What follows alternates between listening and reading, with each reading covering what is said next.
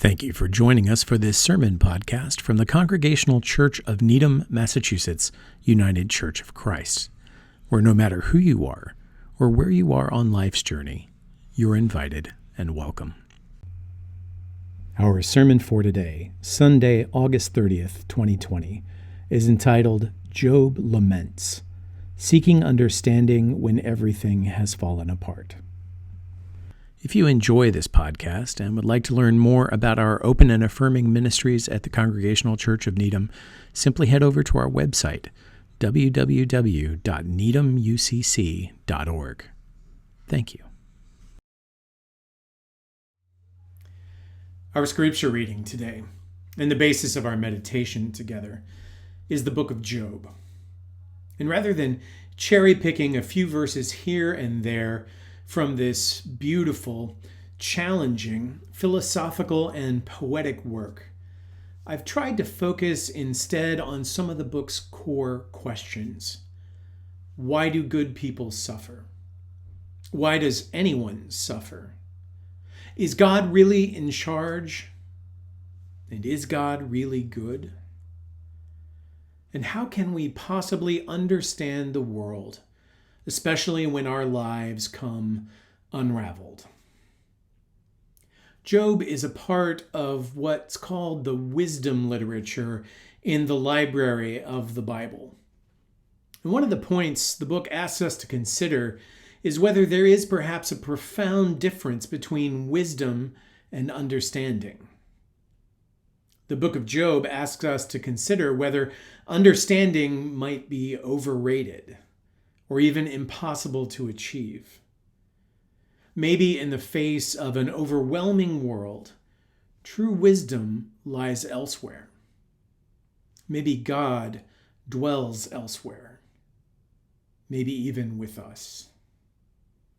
So let's listen together for a living word from God in these words from the book of Job. Many years ago, a man named Job lived in the land of Uz. He was a truly good person who respected God and refused to do evil. Job had 7 sons and 3 daughters. He owned 7,000 sheep, 3,000 camels, 500 pair of oxen, 500 donkeys, and a large number of servants.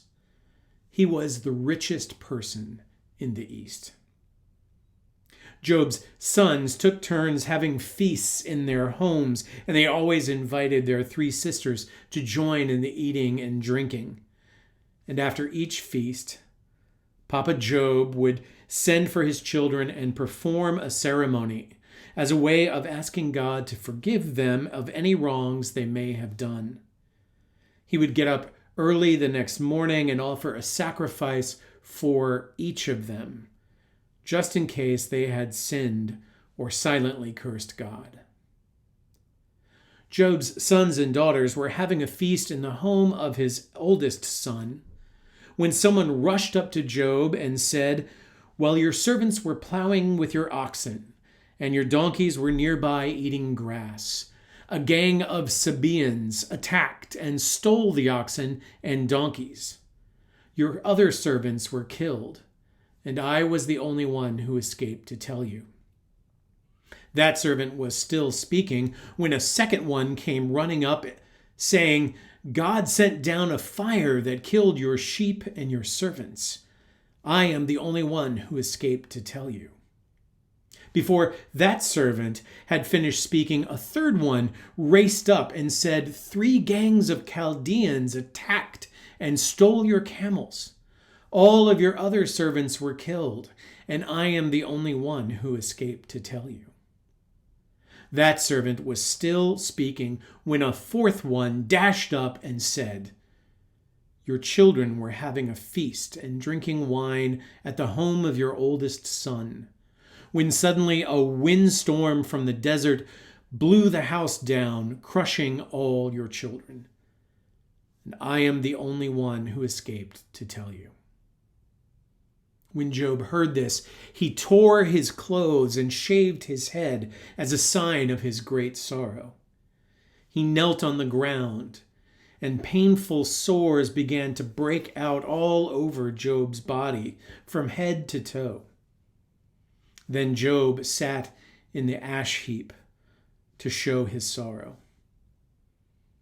And having borne all this, while he was scraping his sores with a broken piece of pottery, Job cried out to God, "Today I complain bitterly, because you have been cruel and made me suffer, O God. And if I knew where to find you, O God, I would go there and argue my case. Then I would discover what the Almighty wanted to say. And would God overwhelm me with awe? No, God would listen because I am innocent and would say, I now set you free." And later he continued, "I cannot find you anywhere, O God, in front or back of me, to my left or to my right. God is always at work, though unseen. But God sees what I am doing. And when they test me, I will be found pure as gold. I have never refused to follow any of God's commands, and I have always treasured their teachings.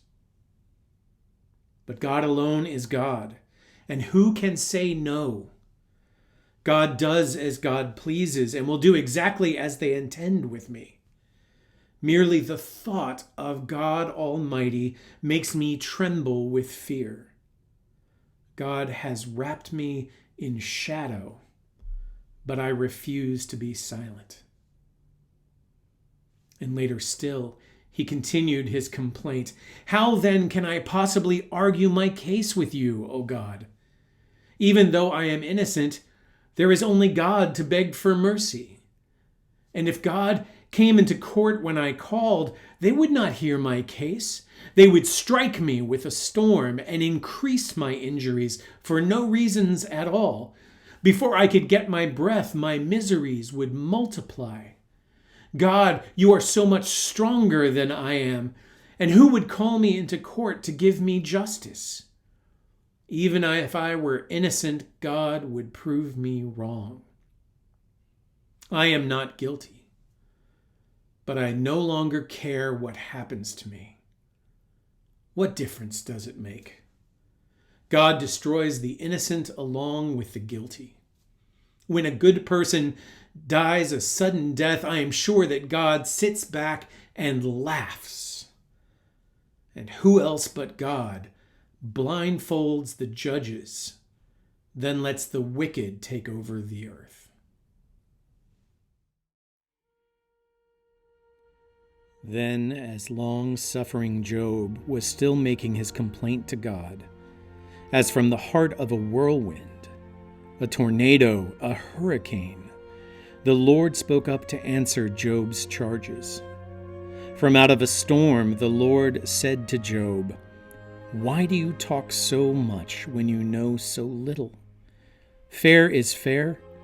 You question me, and so now I will question you. Where were you when I laid the foundations of the earth? Tell me if you understand. Who determined its measurements? Surely you know. Or who set it straight and true as with a plumb line?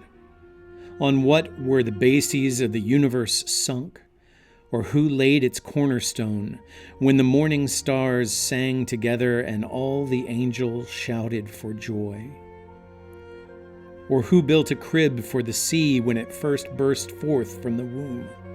When I made the clouds its blanket and thick darkness its swaddling clothes, and set boundaries for it, gates and doors, and said, You may come this far and no further, and here shall break your overbearing waves. Have you commanded the morning since before the very beginning, and caused the dawn to know its place, so that with its rising it might take hold of the skirts of the earth and shake the wicked out of the shadows? I molded the morning like clay and dyed it with bright colors like a garment. Have you delved into the deeps of the sea or walked the hidden recesses of the ocean? Have the portals of death been revealed to you? Or have you seen with your own eyes the gates of deep darkness? Have you comprehended the height and depth and breadth of the world? Tell me if you know so much.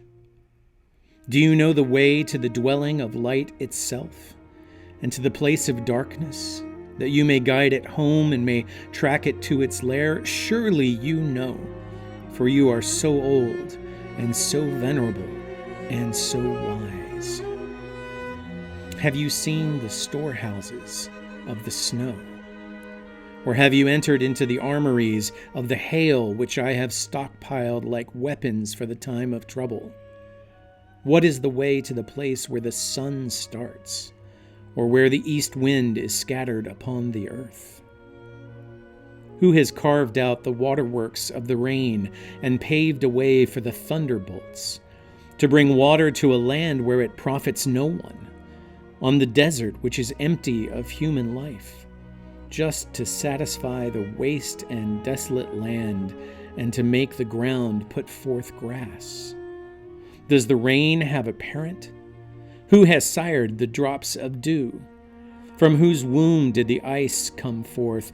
And who has given birth to the high frost of heaven, which makes the waters become solid like stone and the face of the deep to freeze over?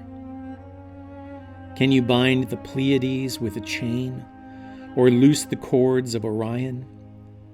Can you lead the constellations out to pasture in their season, or guide the Great Bear with its children? Do you know the intricate ordinances of the stars and planets? Can you enforce their immutable laws on the earth? Because I can. Can you raise your voice to the clouds and unleash a flood of waters to cover the earth? Can you send forth lightnings so they may flash to and fro and say to you, "Here we are, Master. What is your command?" I can. Who has put intelligence in the inward parts or given understanding to the mind? Who can count the ephemeral clouds? Or who can tilt the waterskins of the heavens to give relief to the earth when dust covers everything and the dry clods cling together? I do. I did. I can. I hunt for the lion and satisfy the appetites of her cubs as they crouch in their dens or take shelter in the covert. I provide prey for the raven when her young ones cry out and flit back and forth for lack of food. I know when the mountain goats give birth on the heights.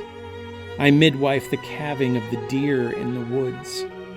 I count out the months of its term and know the exact moment they give birth, when they crouch to give birth to their offspring and are delivered of their young. I let the wild ass run free. I loose the bonds of the swift donkey and give it the steppe for its home, the salt land for its dwelling place. I call the wild ox to serve me. Will it spend the night in your barn? Can you tie it to a yoke with ropes, or will it plow the valleys for you? I make the foolish ostrich, whose wings flap wildly, who buries its eggs in the earth, yet it has no fear, because I did not make it to be wise of understanding, I made it to be fast.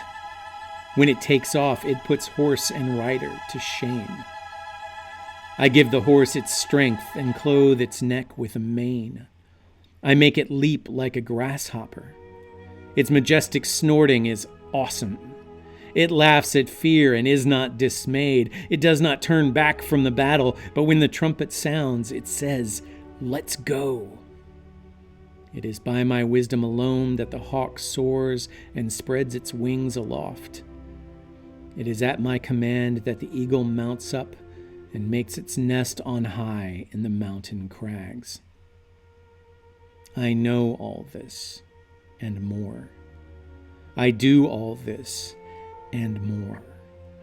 I am all this and more. So much more. I am no idol. I am no small God. I am that I am. I will be what I will be. I am El Shaddai, the Almighty. I am El Elyon, the Most High. I am El Olam, the Everlasting. I am the Peaceful. I am the Master of the heavenly armies. I am Provider and Shepherd and Healer. I am the righteous who makes righteous. I am the Maker of heaven and earth. I am the Ancient of Days. I am the Lord. You cried out, and I am here. I am here, and here, and here, and here, and here, and here, and here, and here, and here, and here, and here. I am here for you. I am here for all of you.